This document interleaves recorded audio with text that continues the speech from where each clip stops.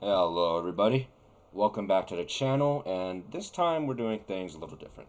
In case you can't tell, we're right now in the BIOS menu of the PlayStation 2 because I actually have a physical PS2 now. And along with that, I have a game that I want to Let's Play due to me thinking it's the best of its genre. So, let's go ahead and open up the disc tray. I don't know if you can hear that, but you're probably going to hear this game case. And me inserting the game. So, this game, I think it is the best racing game of all time. Maybe a little something for you to get. PS2 era, around the end of its lifespan, I'm pretty sure. Releasing in 2005. So what exactly is this game? Well, let's wait for it to read the disc. PlayStation 2 disc. Let's go.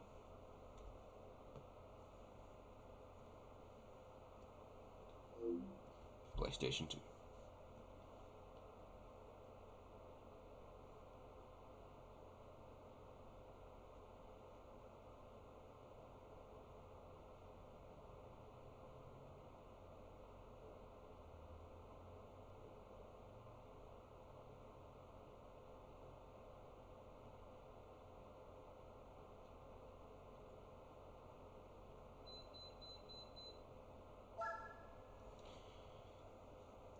No, GT4 game data found on memory card. 8 megabyte PlayStation restricted 2. And memory card slot 1.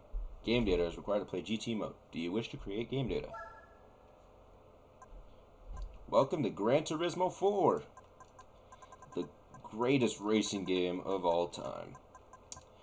So, I'll explain exactly why I think it's the best throughout this Let's Play, but first we gotta decide on a name. I think I'll go with just the channel name. Enter. Yes, I want to proceed with this name. Thank you. The game data will now be created. Create it, please. Saving data. Do not remove the memory card on the PS2. Or switch off the console. So now, we have a save data. Save successful. GT4 uses an autosave feature. Game data is saved automatically onto the memory card. Yes. Okay, so this is turned on by default. We can't turn it off, I'm pretty sure. So, this game allows you to utilize game saves from Gran Turismo 3. Would you like to see the details? It just so happens I have a Gran Turismo 3 save file that I don't really have any use for right now, so let's go ahead and see the details. If you wish, you can transfer credits from your GT3 game save data. Maximum amount of credits that can be transferred is 100,000. In GT4, you also have the ability to upload the status of licenses obtained by loading your GT3 saved game data. To load saved game data, go to Game Status, found in Home in Gran Turismo mode. I would like to start this. GT game save description complete. Would you like to start the game now? You can display the help text again by selecting Repeat shown below. I'm gonna go ahead and click Start.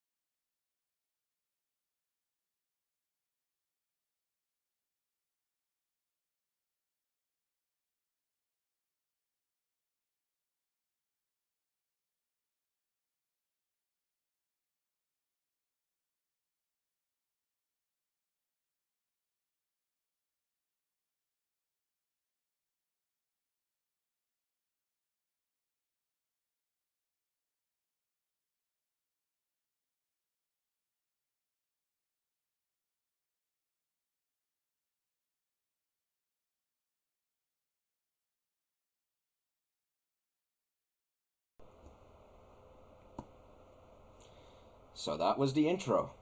Now, with those of you keen enough to notice, that was the Japanese intro, not the NTSCU or the American intro for Gran Turismo 4. Unfortunately, I can't show the intro, the American intro to this game, due to the fact that it uses Panama by Van Halen. Is that how you pronounce his name? Van Halen. It's a copyrighted song, so I can't exactly show it. I can't exactly show it because I'll get copyright strike. So, unfortunately, well, not unfortunately, because I think the Japanese intro is better just by the song alone. So, anyways, before we actually get started with Gran Turismo mode, the main mode of this game, we're gonna go to settings and actually change up the controls a bit, because one thing about Gran Turismo games is that it doesn't use the right R2 and L2 buttons. It actually uses, not the vibration settings, this one. It uses X and square to drive, which is by far the weirdest one I've seen. And in almost every Gran Turismo game I've played, I've always switched it to R2, L2. Now, let's go ahead and change these to this and this. And I don't think there's anything else, so I'm not going to play on manual anyway, so it doesn't really matter, but that's okay. Okay, go back and exit options. It auto-saves options, so we don't have to worry about it.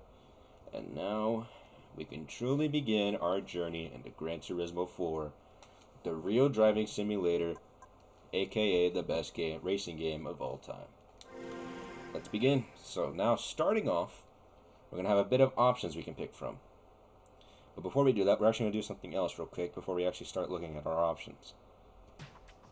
So the autosave, you can see going on right there in the top right. We're actually going to go to the jukebox, because I think pretty much every single one of these songs are copyrighted. I don't think I can use any of these songs. So unfortunately, I have to go to race music and just take all these off. So you're going to have to give me a minute to get rid of all of these songs.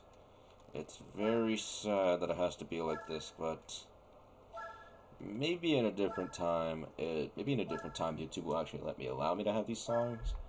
And who knows, maybe in some of the longer races, which eventually do happen, I'll actually throw on some music that I like. Not copyrighted though, just video game music and like other royalty-free shit. Okay. Is there a way to select all of them? Slide shows a visual effect. Toggle. Okay. I need to find out a way to delete all this. Also, sorry about that beeping in the background. My alarm system at my house is actually beeping for some reason, and I don't know a good way of turning it off. So I don't know how to shut it off without setting off the alarm, and I don't really feel like fixing it right now. So every couple of minutes or seconds, I don't really know, but essentially it's gonna beep pretty much throughout this entire video, but it's nothing I can't handle. So actually, we could probably add one song. Moon Over the Castle, the song of the Japanese game intro. I'm pretty sure this is the only song we can have on here that isn't copyrighted, because Moon Over the Castle is kind of a Gran Turismo thing, not really copyrighted. But anyways, now that we have that taken care of, we have 3 things to start out with. Or actually, I should say 3 dealers.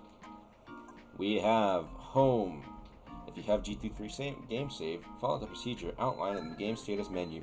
I'm going to go ahead and do this real quick, because if I do this, we're actually going to start off with a little bit of a head start. I got to remember where to go for this. There is GT3 game status. The B and A licenses can be transferred. Do you want to transfer these licenses? Be careful, as you can only transfer once. Oh, that is not something I want to do.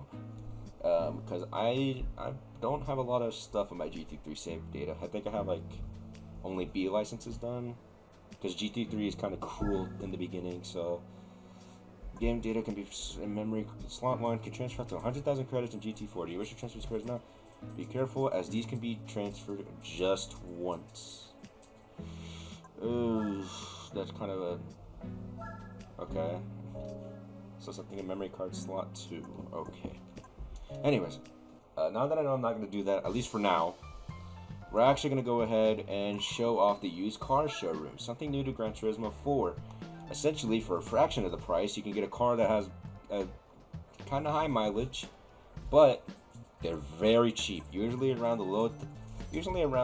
like I think most expensive is like 16,000, like 20,000 realistically, with the exception of a few cars which require you to get very far in the game. But as you can see, all these cars are actually very cheap, especially this one right here, the Daihatsu Move CX-95. Just for your information, this is by far one of the worst starting cars you can pick. But I'm going to go ahead and show off something else that's in this game with Used Car Room 2, which shows the second half of the 90s and I believe early 2000s. You can barely read that text. I can barely read it, so I don't think you can either, but that's besides the point. As you can see, stuff here gets a bit more expensive, like right here.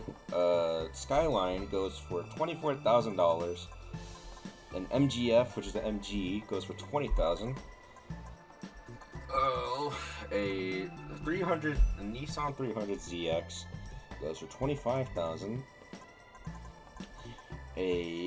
What's another expensive? Clio Renault Sport V6 24B 2000 goes for $32,837. No, I'm not gonna drive that. But we have one last showroom to show, which shows any cars before the 90s. So I think the lowest it'll go is the 70s. But anyways, these cars are also very, very cheap. These cars are very cheap. They don't require you to have a lot of money to actually get them. But that's kind of a trade-off, because these cars are very slow, like the Mitsubishi Galant. Look at this. Why would I want this? I don't know. Maybe I'll get it in the future, because I kind of want to collect all the cars in this game during this Let's Play, but that will take, genuinely, it will take, like, a lot of time. So, you might be asking, why did I just go through all the car showrooms without buying a car? And that's not what I'm going to do. I'm going to actually buy a car, and there's one car specifically that is the best starting car out of all of them, and that would go to the Mitsubishi Lancer GSR 92. This thing goes for $9,582, but it is very good for the price. So I'm going to buy it, I'm going to get in the car, and we're going to do our first event.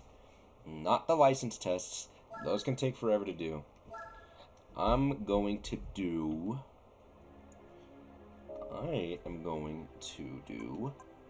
a championship to show you guys what it's like to do one of these. So, oh, actually, before we do that, there's actually a little trick I can do to get a little bit more power out of this car, which requires me to go to GT Auto, which has the best music you can imagine.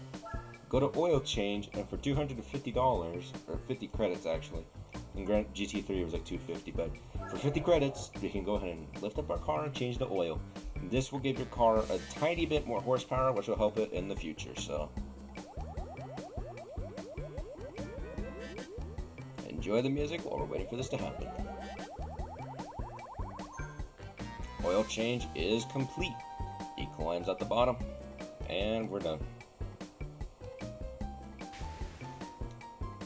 There we go. Okay. Now we can get out of here and go ahead and get to working towards getting all the cars. Now, for the first reason why I think this game is the best racing game of all time, the variety. Although the what's it called, beginner events don't really showcase what Gran Turismo 4 has to hold. Gran Turismo 4, I believe, has the most championships single player wise out of any Gran Turismo game. I don't think any Gran Turismo game afterwards matches up to the amount of championships you could do in this game. But to start off, we're gonna do the Sunday Cup, the first one you can do all the time. Starting off with Autumn Ring Mini. 2 laps. Let's get into it. So, now we're going to showcase something that kind of helps you dial like the difficulty, which comes in the form of, oh, that's not what I wanted to do. I think I hit preview instead of entry. I don't really know why I did that, but that's not that big of a deal. I don't know why I did that voice, but it's whatever. Anyways, entry. Yeah, I hit preview instead of entry. I don't know why I did that. Anyways, that doesn't matter. Something to help you dial the difficulty in this game. First of all, just common sense around the cars. I don't really know that much about the cars in terms of this game, so this doesn't really matter. Another thing that's new is B-Spec, which we're going to be showcasing in some of the longer races, like the endurance events.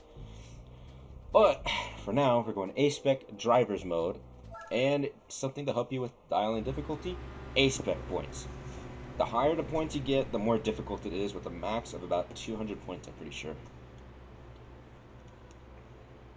So, we can gauge our competition also by looking at the cars.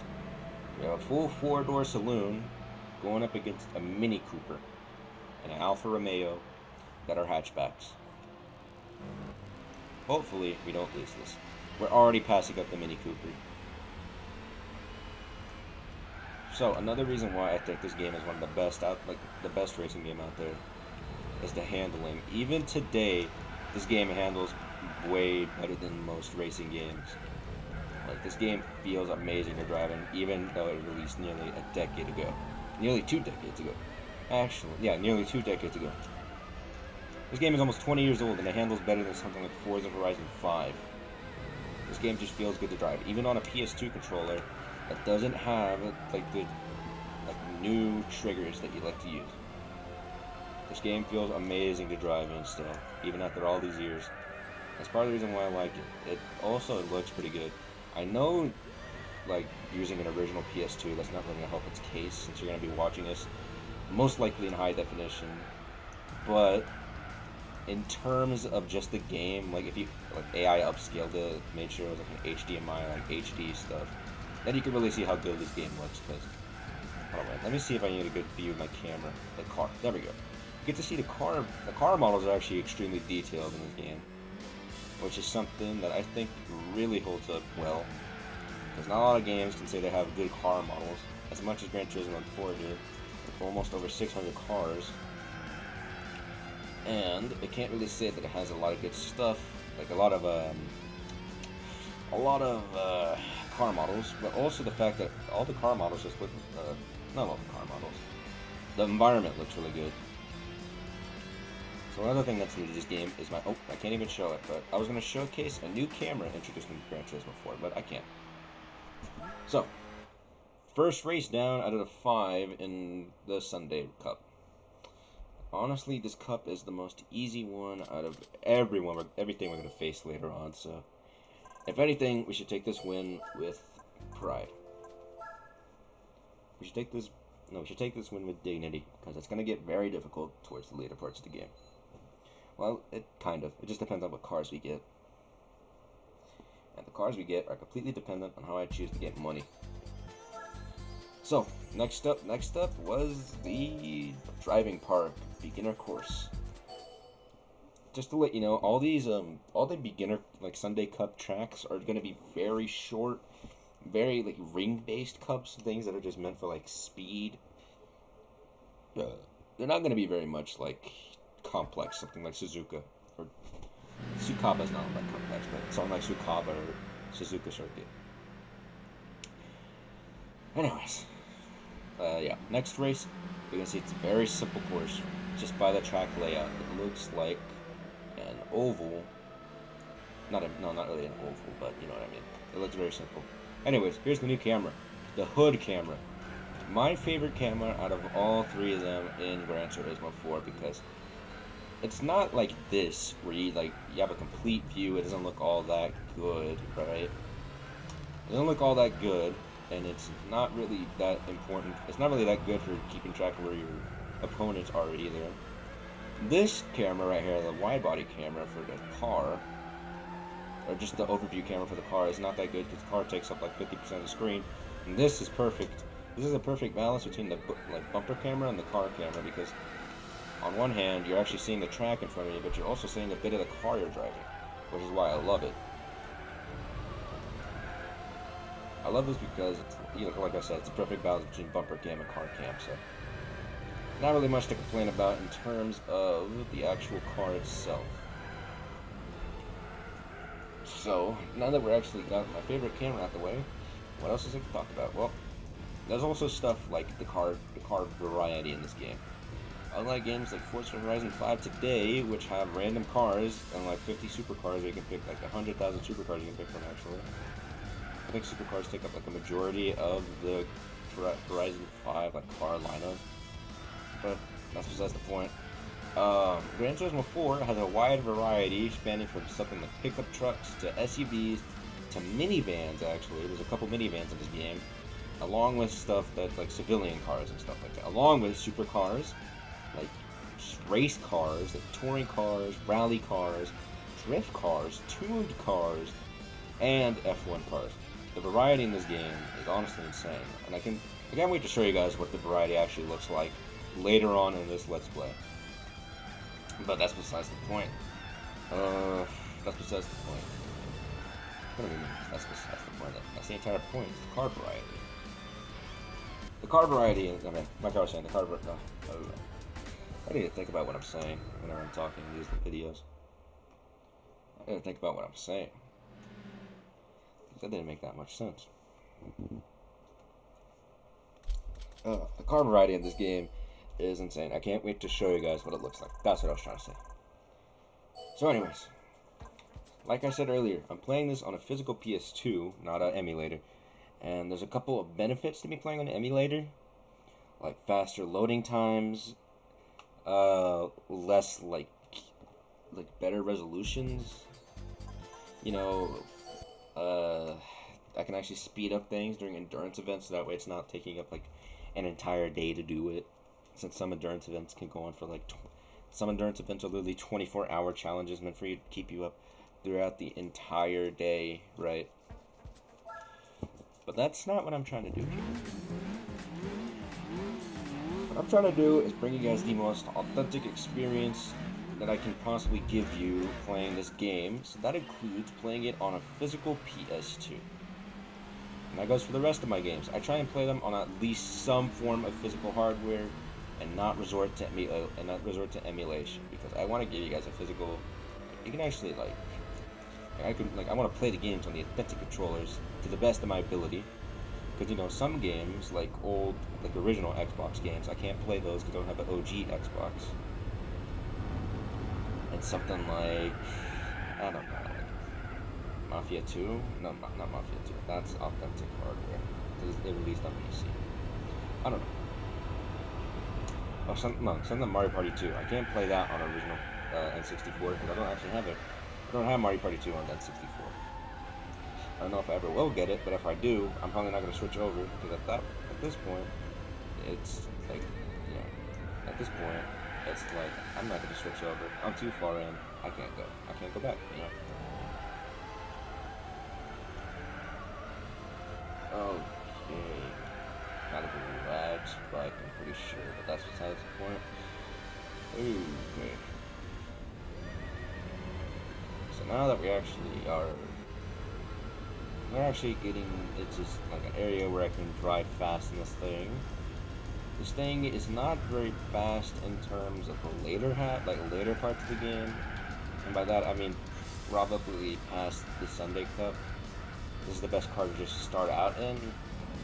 And it is gonna let me get to a point. It is gonna let me do a certain grinding technique that is a part of this game. Like not even like a part. It's vital to this game actually. And I'm not gonna do it much on screen. I'm probably gonna do it off screen because I'm not trying to show you guys. Sorry about that. I got something. I got a notification on my phone. Just checking real quick. But yeah, there's a grinding technique that is basically sorry about that. There's a grinding technique in Gran Turismo 4 that's very useful, like early on. I am going to do that a bit off camera after I show you guys what it is. And that's going to be that. I'm going to show you guys what the grinding technique is, and that's it. When I show you guys what it is, I'm going to grind off camera, and then I'll be back whenever I decide to come back. So, that's that. And that's that. I'm gonna grind. It's gonna be kind of cheesing the game, but you know, I kind of need to do it in order to get some kind of money. The Sunday Cup is not gonna get me very far,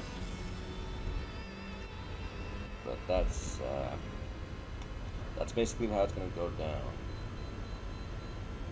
Sorry about my alarm. I can't stop it, but it's besides the point. This car is very good for the very beginning races, along with the grinding method I'm going to do. And I can only have one song playing during races. I'm probably going to turn it off after like a couple of episodes, maybe. Maybe. I don't know. Anyways, we're done with our first... not our first. We need one more Sunday Cup race before we get our first prize car, which is a thing you get after completing every championship. Now, unlike Gran Turismo 3, the other PlayStation 2 Gran Turismo game, sometimes they're not completely random, you know? I think all of the championships have a set car you can earn. I'm pretty sure there's no, like championship cup, like event that's gonna give you just a random car, like random out of a list. I'm pretty sure. Oh, we have 2 races actually. Okay. I don't think there's any cup in this game that gives you a random prize car. All of them have a set prize car you can earn.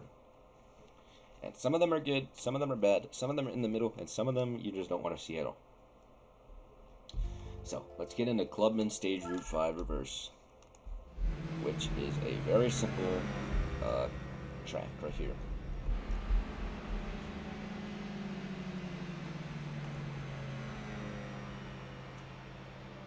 So, now that we run out of things to talk about considering the game, I'm going to talk more about my opinions on the game. Like I said already, I think it's the best racing game of all time. I'm going to showcase more of why, but for the most part, I think this is the best, like, not only racing game of all time, but the best Gran Turismo out of all of them. I think that because, you know, the only competition 4 really has on the PS2 is 3. And I think 4 does what 3 was, like, doing on the PS2, but just objectively better. 4 plays way better to play than 3, but 3 still feels good to play, right? This handles it perfectly, but 3 plays really good. 4 looks better than 3, I think. 4 has a lot more of a car variety. 4 has a lot more events for you to do. 4 has a lot more options on how to do things. You can do things however you want. There's a lot more variety in terms of tracks, cars, and other things, you know. The beginning parts of this game are not cruel like Gran Turismo 3. Gran Turismo 3 has by far one of the cruelest openings to the entire Gran Turismo franchise. If you pick the wrong car in Gran Turismo 3, you're just not getting past the first cup in the game, which just soft locks your shape on. And that is not even a lie. If I do a Gran Turismo 3 Let's Play ever, I'm going to showcase why you want to pick a certain car over any other, just because it can get you through the very beginning.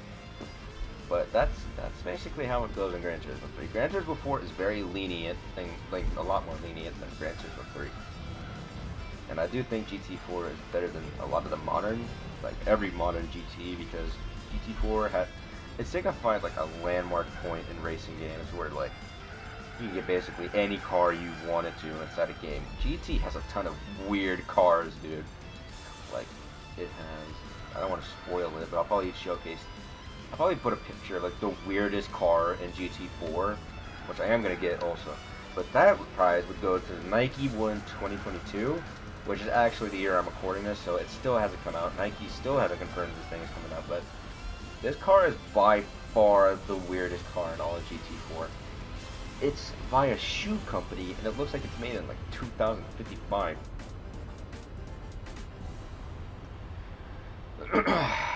So yeah, this game had a lot of variety when compared to other games, like for example, GT6. GT6 has a lot of stuff that GT5 had, which like GT5 also had a lot, but I mean it's not nearly as much as well, it is a lot. It is a bit more than I think GT4, but GT5 kind of had a bit more, like, you know, in the same category. Like you had like a certain amount, like a certain percentage of sports cars, regular cars, hyper cars, and rally stuff, rally drift, like other stuff. You know, I felt like GT5 was the point where things kind of started going more generic, and GT7 and Sport was all race cars, so I mean that was like yeah, it works, because GT is like a racing game, obviously, you know, it's gonna work. But you kind of wanted more cars out of sport, and GT7 is essentially sport but better. And GT7, I think, is pretty good. I think the car variety could be better with updates, but at this point in time, GT7 is just really good. It's not like GT4 like masterpiece for me, but it's really good. Anyways, so that's one reason why I like it. GT4, in my opinion, marks the end of the era, really. Because every company at this point was making a racing game. Rockstar had been making racing games, but I think this era, like at the end of the PS2 era, or no, actually, it was one of their final Midnight Club games, Midnight Club 3. That game was really good. It was by Rockstar, creators of GTA, in case you don't know, and it was really interesting, but it was also just a really fun racing game to play. It was surprisingly good, considering that Rockstar only had made GTAs and Max Payne up to that point, but it played really good. There was, on PS2 specifically, there was stuff like Juiced 1 and 2, which is like a street racing game that's also really good, but it has like pink slips and stuff, so you can lose cars potentially if you lose a race.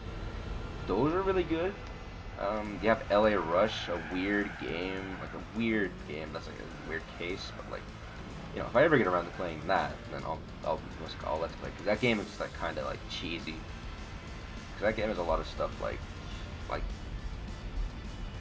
don't know how to describe it. It's like movie gang stuff, like this, the way movies kind of portray, like, well, these Hollywood movies kind of portray gangs as like this, like, I don't know.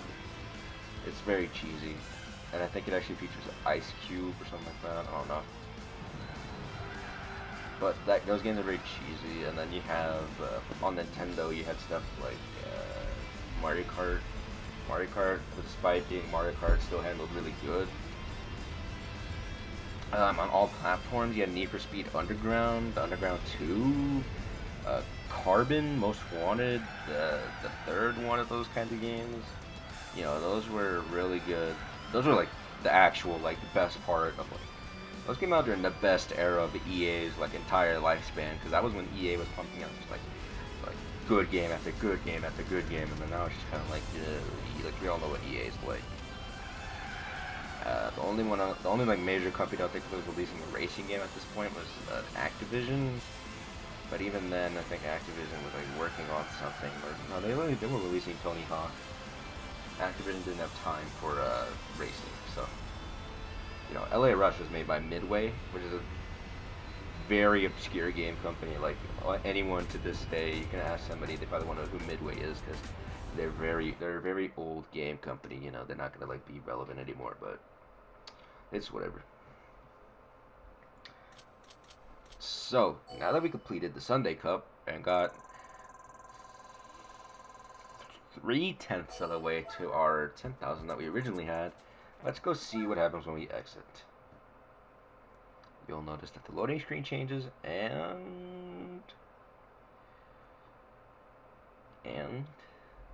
come on, congratulations. The Auto Bianchi A112 Abarth 1979 for completing the Sunday Cup. This car is completely useless to me. It's not very useful, but it is cool, so I will give it that. So for completing the Sunday Cup, you get the Auto Bianchi A112 I don't know how to pronounce it, but you get a prize car. So now that we auto-save and go back to home, we will look at the car that we just earned. So at 71 horsepower, this thing is pretty cool. Sells for about 8,000, but I'm not going to sell it because I want to keep this thing. So that's going to be it for this episode. So for the first episode of Gran Turismo 4, we went through the entirety of the Sunday Cup, and in the next episode, I will show you guys the grinding strategy for early games. So I will see you guys next time.